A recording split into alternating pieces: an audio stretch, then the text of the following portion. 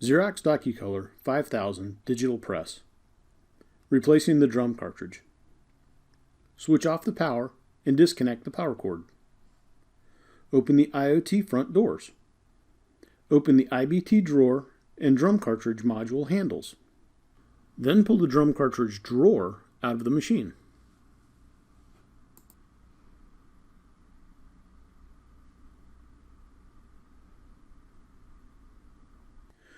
To remove a color drum cartridge, grasp the peach-colored handles at the inboard and outboard sides of the cartridge.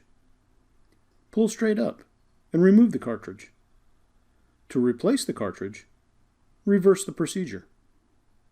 To remove the black drum cartridge, you may remove the charged Scoratron first. Slide the Scoratron toward the inboard side of the drum cartridge, then lift it straight up. To remove the drum cartridge, grasp the peach-colored handles at the inboard and outboard sides of the cartridge and pull it straight up to remove it.